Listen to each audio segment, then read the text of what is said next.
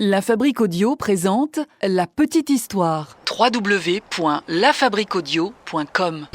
Vous souhaitez devenir sponsor de ce podcast ? Contact @lafabriqueaudio.com.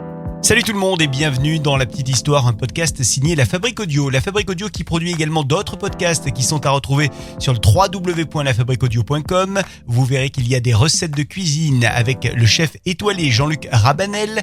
Nous avons également des leçons de yoga en podcast, c'est Yoga by Anna. Et puis si vous aimez les expatriations, les voyages, les défis humains ou sportifs, rendez-vous avec Les Aventuriers. Aujourd'hui, on va parler d'un monstre de fiction dans La Petite Histoire, un monstre qui a l'apparence d'un gorille géant, j'ai nommé King Kong. Apparu pour la première fois au cinéma en 1933 dans le film du même nom, King Kong est rapidement devenu une icône du cinéma fantastique. Ce grand singe a connu de nombreuses adaptations en film, en dessin animé, dans la littérature, dans les comics, mais aussi dans des jeux vidéo, bref.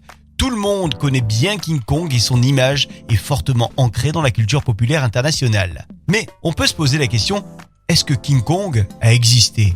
Eh bien la réponse est oui, un grand oui. Et je vais vous raconter en moins de 3 minutes sa véritable histoire. Ah ouais, Quelle histoire ça aussi. Non, bouge pas! La première fois que King Kong apparaît, c'est donc en 1933 au cinéma. Au départ, les deux réalisateurs du film pensaient nommer le gorille La Bête. Et d'ailleurs, le film devait s'intituler La Bête de la Jungle. C'est classe, hein ? Une vraie merveille.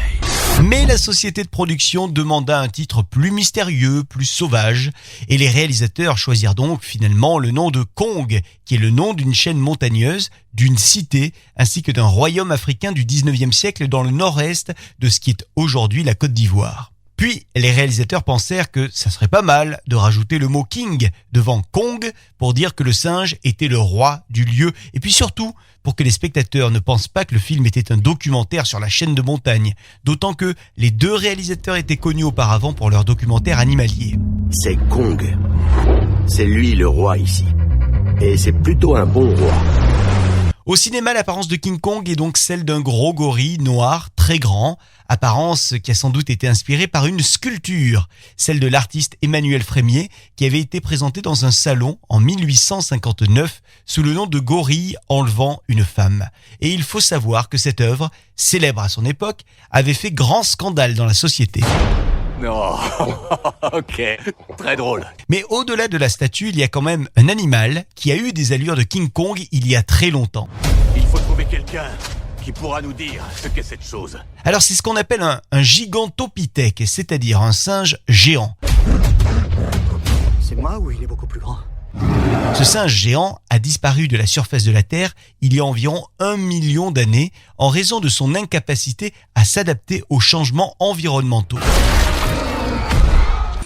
La bête mesurait 2 à 3 mètres de hauteur Non, il est beaucoup plus grand. et pesait quand même entre 200 et 500 kilos. Un beau bébé donc, hein.